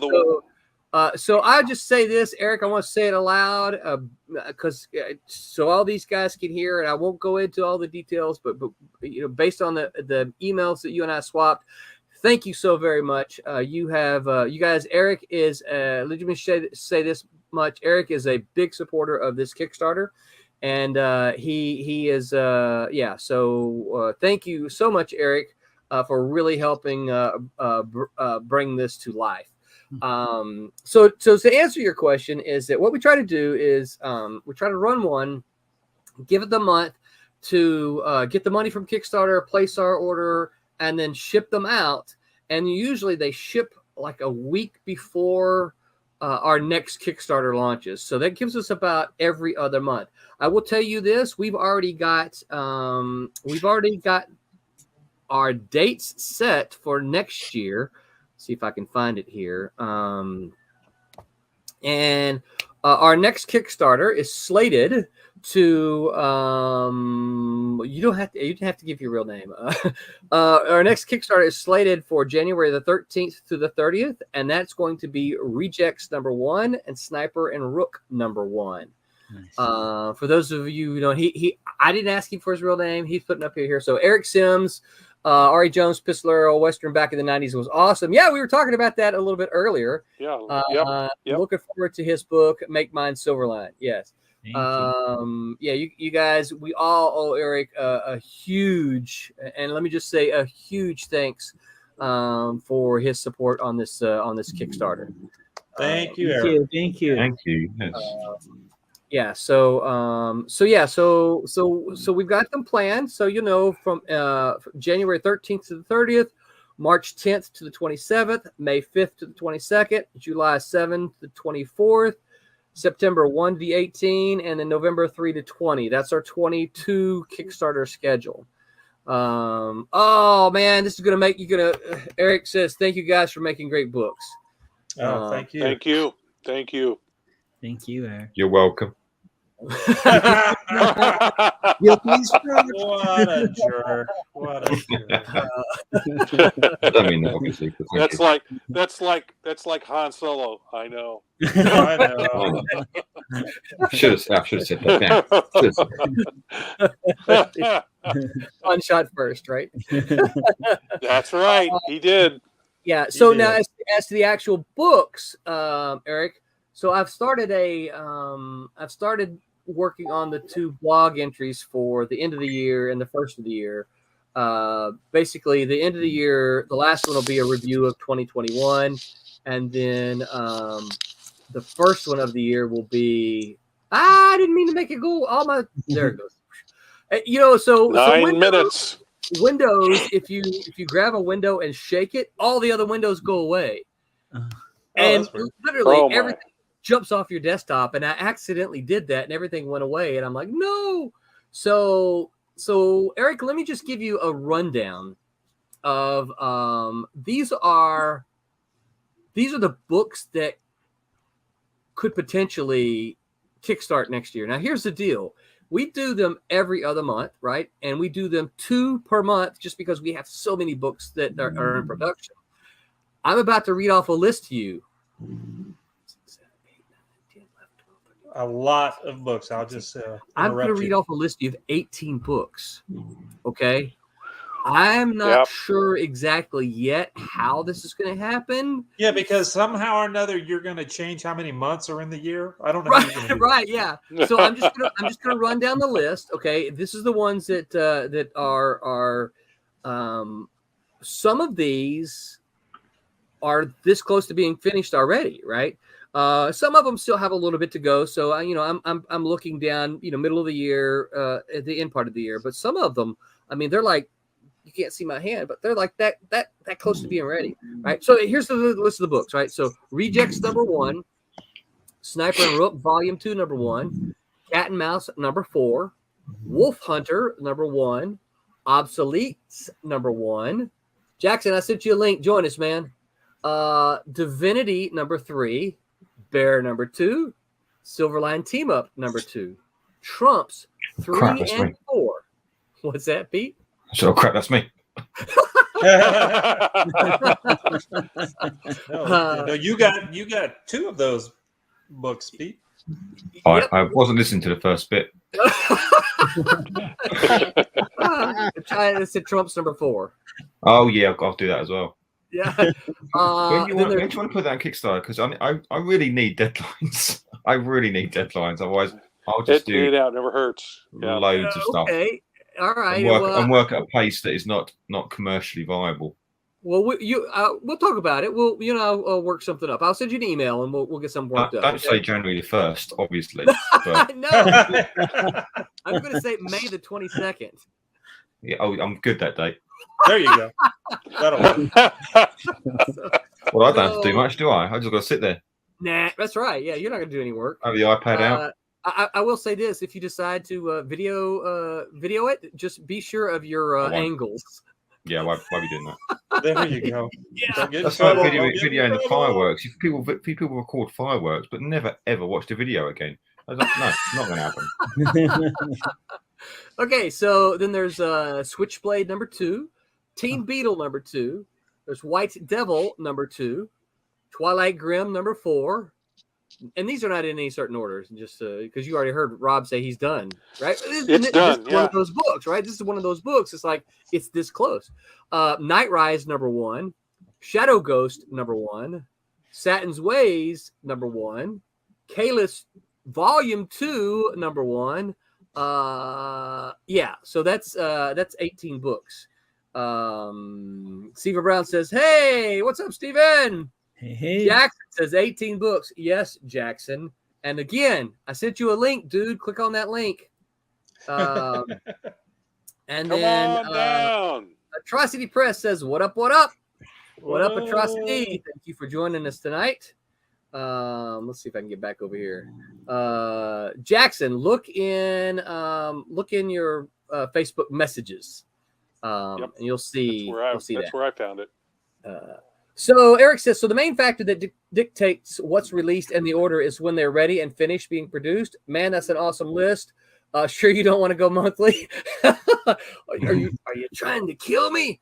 Yeah, it is an awesome list. I will absolutely 100% agree with that. And yes, the main factor that dictates what's released and the order is when they're ready. And I'll tell you, Eric, we don't ever want to be that company that people say, I heard somebody beep. I pledged to this book and, it fulfilled and I'm not going to, and I've been waiting months for the book. We don't ever want that to be us.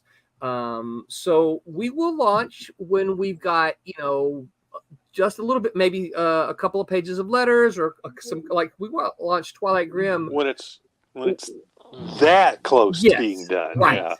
Yeah. I think the only thing we had to do very close. I think we needed a couple covers for White Devill, for the extras. Just remember seeing those. Yeah. Yeah. So we will launch when there's just a little bit to do. If it's something that, okay, we can finish this within the 2 weeks time that it takes us to the kickstart and then fulfillment. So it gives us, about 3 weeks ish. If I'm thinking, we can finish this in 3 weeks, then I'm good to go, because I don't want us when the campaign is over and we get the funds from Kickstarter, I don't want us to have to sit and wait for anything, because we got to get it out. Eric says, we appreciate that. No one wants to be Image in 90s. No. And you're absolutely right. And I think there's enough crowdfunders, and I'll toss Indiegogo in with that people are, they're like, man, I pledged to this book and it's been 2 years and I'm still waiting on a book. And, I don't ever want that to be us.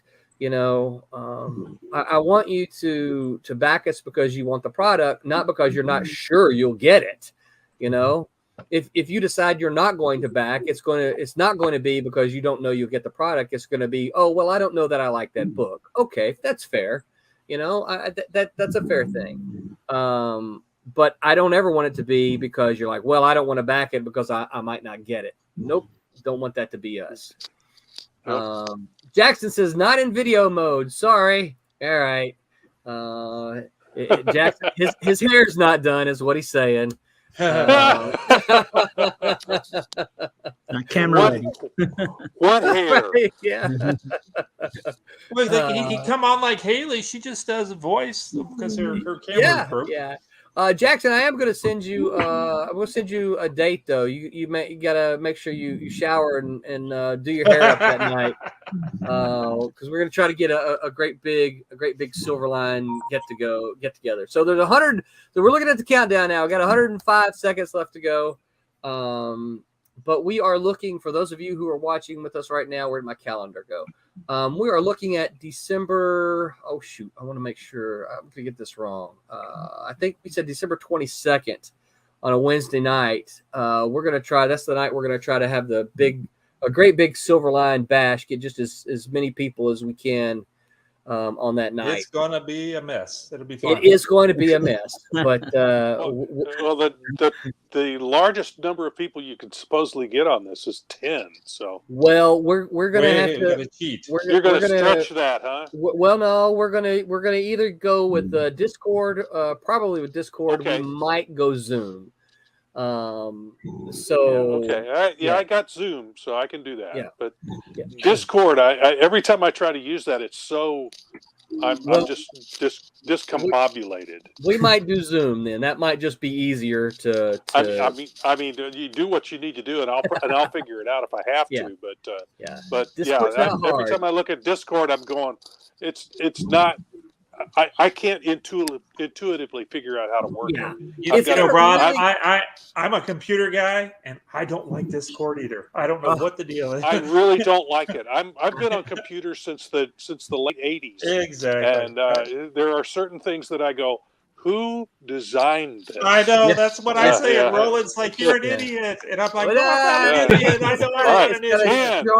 10, 9, 8, 7, 6, 5, 4, 3, 2, 1, 0. Where's the? There it is. You saw? Did you see the explosion?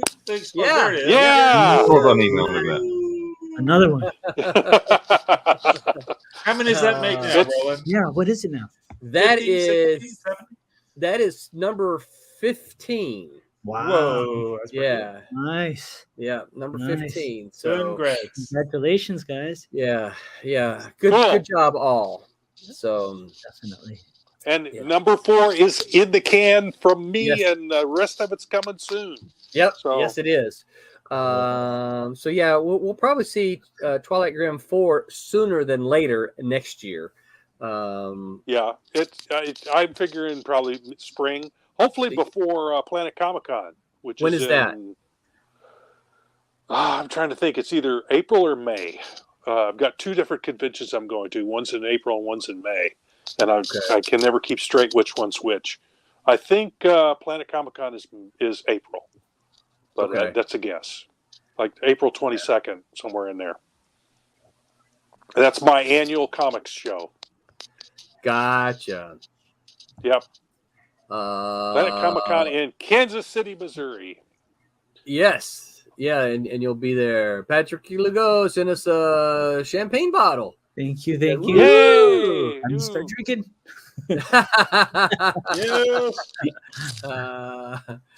Yeah. So good job, all. Rob, it's a great looking book.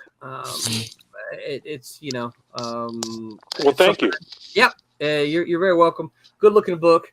I haven't had the chance yet to flip through all of number 4 just yet, but 1, 2, and 3 all look really good, and so I'm excited that this will be some of the best work I've done in many, many years. So it was fun.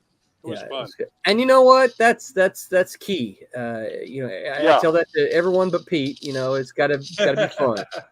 Yeah, Pete's just doing it for the money. The rest That's of us right. are doing it for fun. Here for the money. Not gonna lie. Mercenary. Anyone who says otherwise is lying.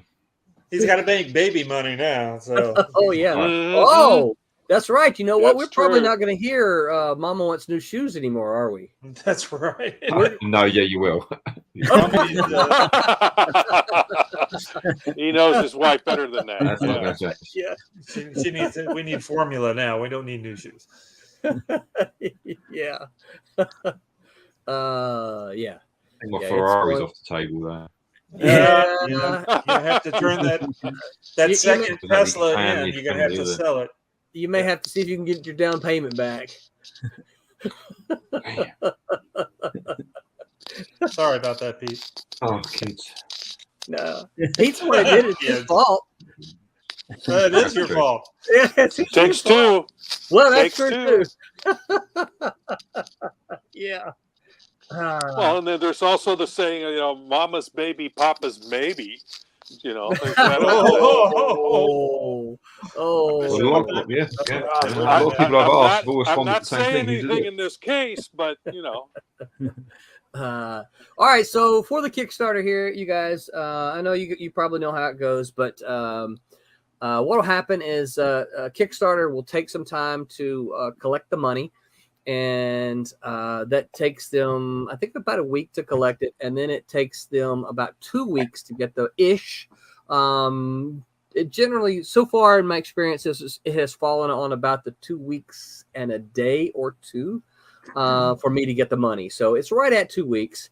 In that time, what happens, I prep all the files and get them ready so that as soon as I get the money, I place the order with Kablam, and then they, do work their printing magic on it, and then I can go cut some trees down and get paper from someplace. Mash it into pulp, right? And then you'll also contact folks like me to do their sketches or send you original art or whatever. And there are sketches. I feel pretty safe to say, I don't think he would mind me saying, Eric is going to be the recipient. Cool. Very good. Yep. So that will be. Thanks again, Eric. Yeah. And I will send out probably in the end of this week, I will send out surveys for you that basically says, hey, what's your address, what's your email address, to make sure that I get all that stuff, that I can send you all the rewards. I need your email address, obviously, so I can send you the R.E. Jones book. Yep. Right. And then and I'll need to send you a link for that too. Yep. And so hit me up for it. I'll get it to you. I will. Yeah. So that'll all take about 2 weeks to get together through Kickstarter's end. And then, like I said, we'll send that out to Kablam. I usually, because, we know people, I can sometimes get some of the files uploaded to them early. Sometimes so that I can sometimes say, hey, can I get in line? Can I get in line yet? Get in line. Yeah. And sometimes they'll say, yeah, you can get in line. And then right behind everybody else. Right. Yeah. You get in line. There is a line. So there's a line. But I usually can say, hey, can I get in line now, so that when I get the money, I can already be in line and then pay them. Yeah. I don't know what you're talking about. No, I know you don't.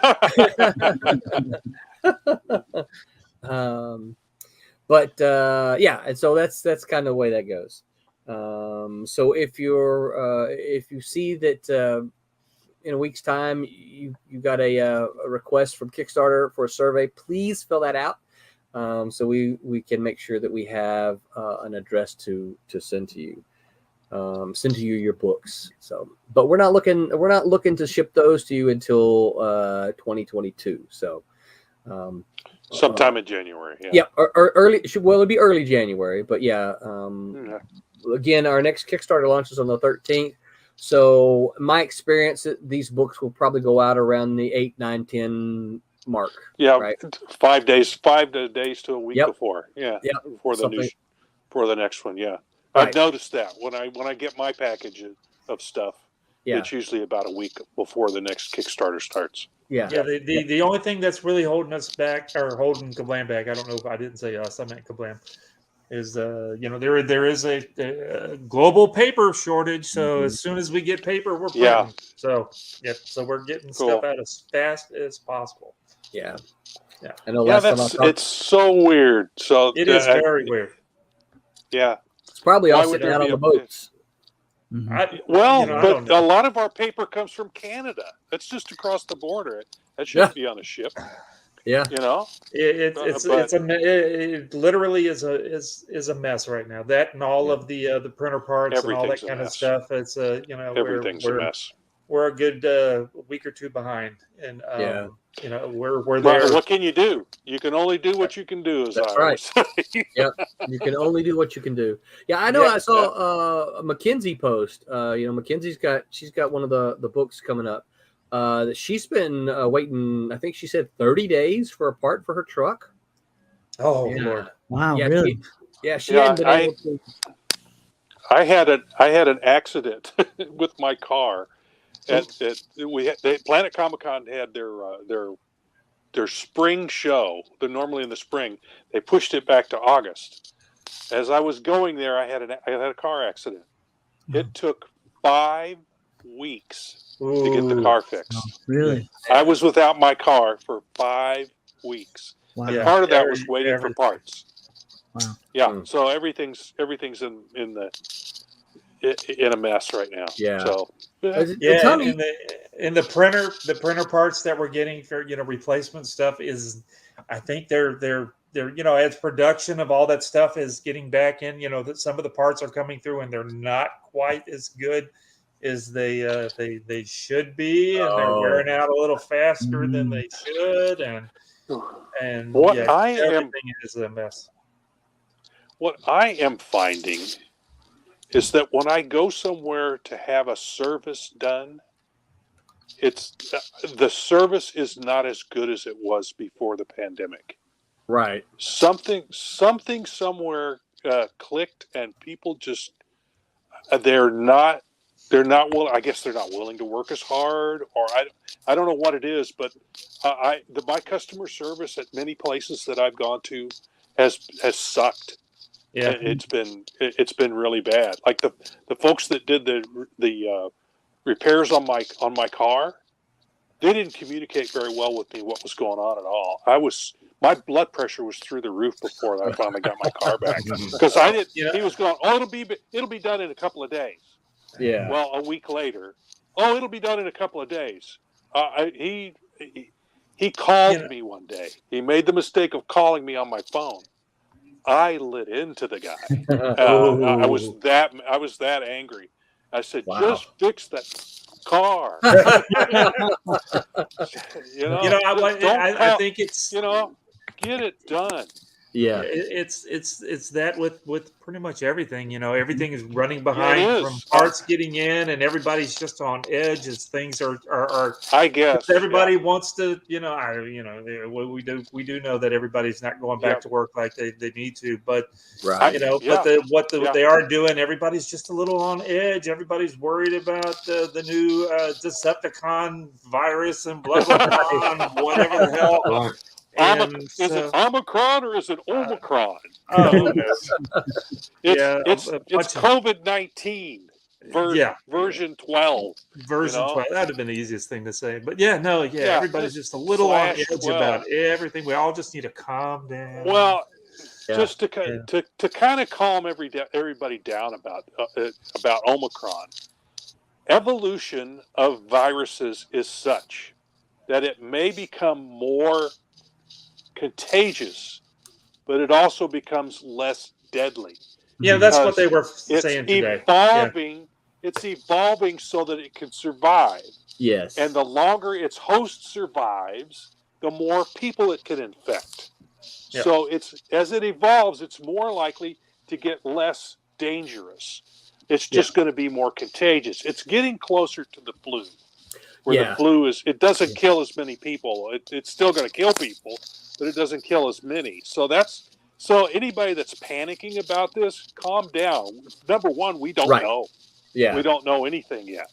And number two, it's more likely to be less deadly. So I heard someone down. Get your vaccine and calm down. I heard someone talking about on the radio that they're like, this new one, it's called the cold. It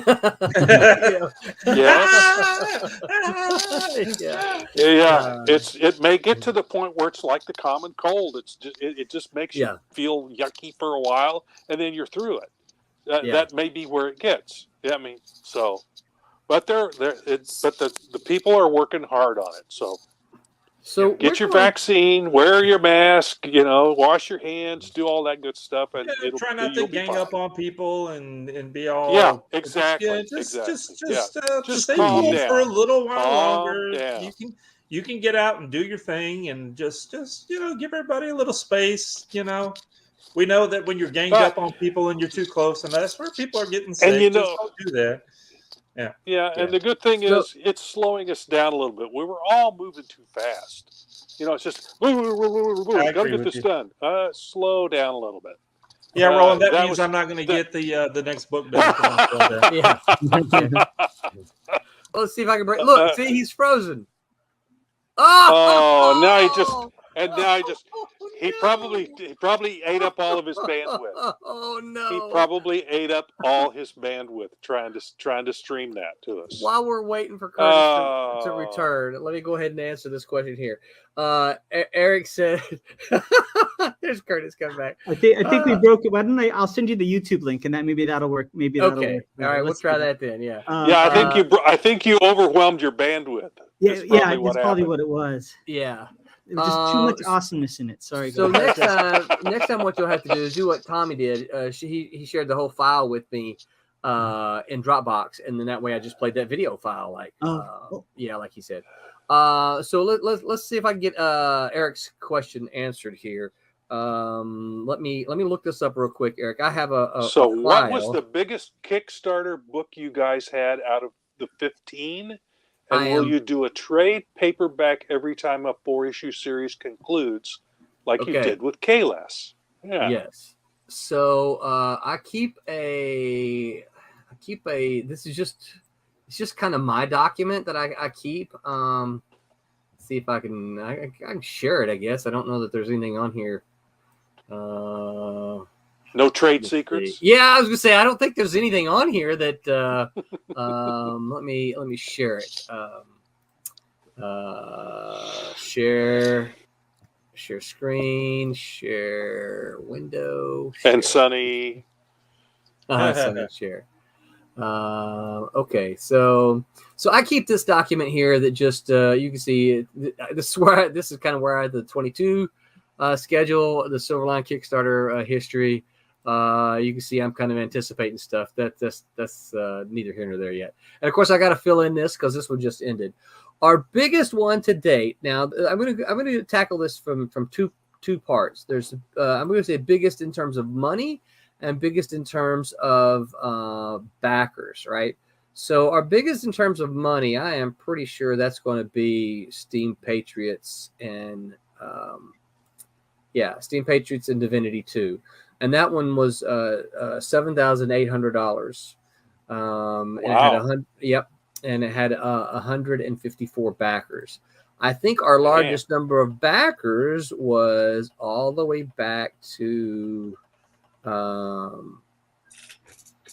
Cat and Mouse number 1 right here, and we got 221 backers. But we didn't get the same monetary amount, but we had the most backers. So it's 221 backers, Cat and Mouse number 1. And then that's the largest backer number. And then the largest dollar figure was Divinity number 2 and Steam Patriots number 1. So that's your first question. And will you do trade paperback every time a 4-issue series concludes like you did with Kalas? The answer to that is also yes.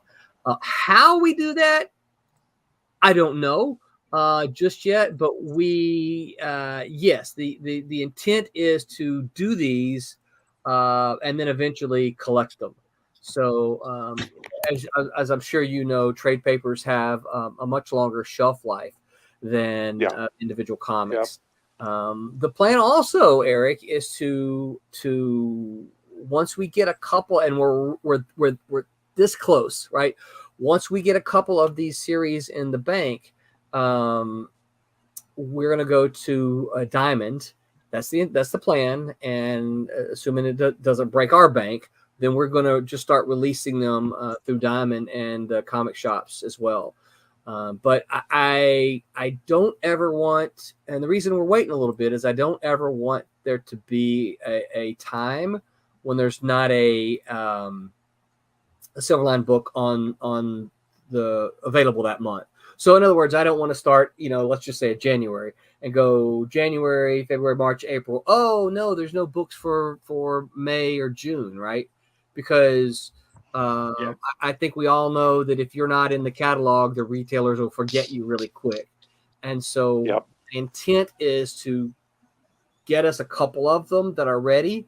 And then that way we can just say, boom, every month there's a new Silverline book.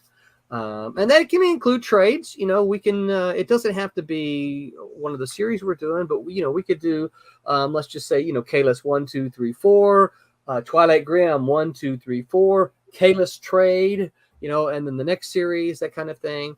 but I don't ever want there to be a month that Silverline isn't in the previews. In the previews. Previews. Yeah. So, so I hope that answers your question.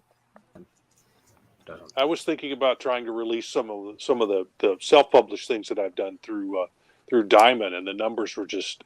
I looked at it and I can't make money at this. Right. So yeah. The way they have it set up, but the numbers are better on graphic novels than they are on monthly books. Right. Yeah. So. Which is, which is a part of the reason that we're kind of working towards the trade, because I think those will have a longer shelf life, and retailers tend to favor them a little bit more today. So they do, yeah. But it makes it easier for us to produce them in the chunks like we do, so that we can crowdfund them and get a little bit of money in. And if we were to sit and ask Pete, hey Pete, you want to draw 100 pages so that we can so we can release this? That's a lot of pages to do on and so it's just easier to do them in smaller chunks and try to raise some money as we go. So, all right, guys. Well, our time has come to an end. I'm sure we could continue to ramble on. Rob, easy. Yep. Yeah, easy to talk shop, right?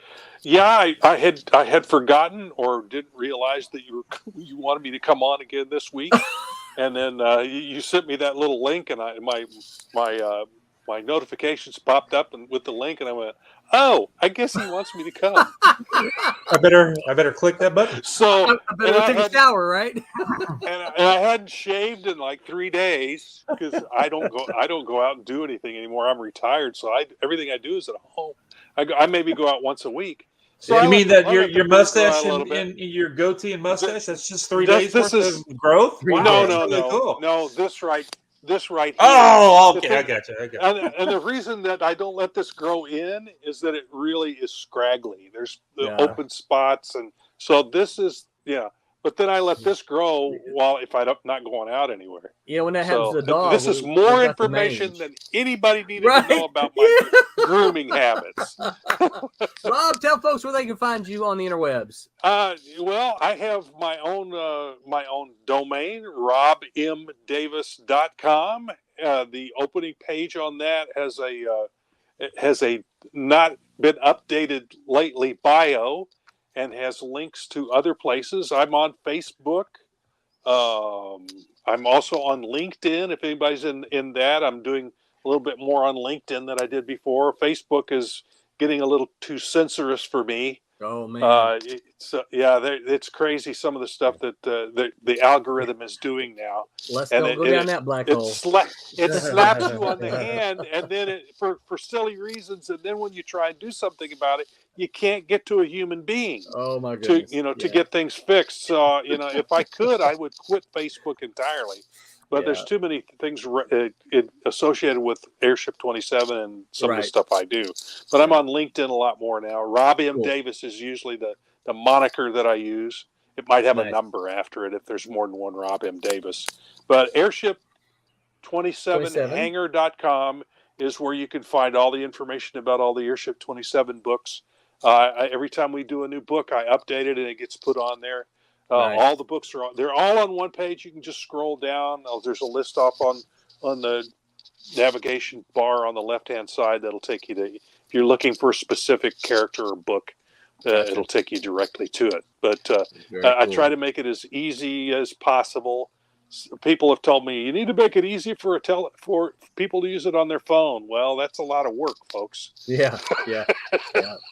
I could do it, but it's a lot of work, and there's other things I'd rather do than play around with the. But anyway, that's where people can find me. Sounds good. Come looking. Thank you, Kurtis. What about you? Where can folks find you on the interwebs? Sure. So, always to pass the comic books and the martial arts. For Kung Fu, it's Tiger Crane 805 on YouTube and Instagram. And the website for that is tigercrane.net. And then for the comic book, it's Shadow Ghost Comic. That's on Facebook and Instagram, and just released the website, theshadowghost.com. And just a big shout out to two people, to Patrick Lugo on the Comics Foo Show, who was chiming in. We have a new episode coming out soon, so stay tuned for that. And also for Capitan Wallace, who made that music video with Alan Yep. Thank you so much. And you can find him. It's one word, Capitan Wallace. That's Wallace spelled WALAS on Instagram and also on Facebook. So that's all the info. So how far along is the comic now, Curtis? We're roughly finished. I would say 60%, about 40%. 40% done, and kind of the cool thing as part of the process is I kind of skipped over the pencils and it's just going straight to inks. So yeah. So it's cool. It's coming along. Good deal. Well, we'll get back to watching some of that on our stream maybe next week. Sure. Tommy, what about you? Where can folks find you? Just go to Thomas Flormonte. Look me up on the internet. It's FLORIMONTE. I know it sounds confusing, but it's easy to spell. Mostly on Facebook, even though Facebook is kind of junky. But that's pretty much where you can find me. Go to infernostudios.com. Yeah, it is. But if you need to find me, that's where you can find me. That's the easiest place. I've got an Instagram too. It's I think it's T Flormonte, and then I got a TikTok thing we talked about earlier. It's Tommy Don't TikTok. If I get 50 people, I'll do the dance. Yeah. Right. It's a Ponzi scheme. Yeah. Ponzi scheme. It is. Ponzi scheme. Yeah. Or go to infernostudios.com and you can find links and stuff there. Nice. Pete, what about you, Papa Pete? Papa Pete, I like that. That sounds good. Papa Pete. Yeah, it's my new superhero. It's more villainous, isn't it, Papa Pete? Yeah. On the Google, you type in Peter Clinton art. It's that simple, actually. Can't get any easier than that. Cannot get easier than that. That's right. That will take you really to Instagram, Facebook, Twitter, if you want to follow me on Twitter. Not a lot goes on there. Tick and Talk. The Tick and Talk. But I don't do anything on that. That's it, on Facebook, right? Facebook and website, and All right, sounds good. And you can find me on Roland Mann. You can find me on Twitter, Instagram, Facebook, all the places. Just look for me there, and you will find me. And until next time. Oh, I almost forgot last time. Don't forget, we've got a Tuesday show. These guys will be 8 to 12 Pacific time. And then on Wednesday, the Wednesday Whammers will be back 8 to 12 Eastern time. No, I'm sorry, 8 to 12, 8 to 10. They're on a wall. They like to talk. I'm thinking how long they do like to talk. I'm thinking how many hours they're behind us. Tuesday is 8 to 10 Pacific time, which is something like, what is it? 11 to 1 my time, right? Eastern, Eastern time. So, and then the Whammers will be here 8 to 10 Eastern time on Wednesday. And until then, remember to make mine. Good night, everybody. And say it loud.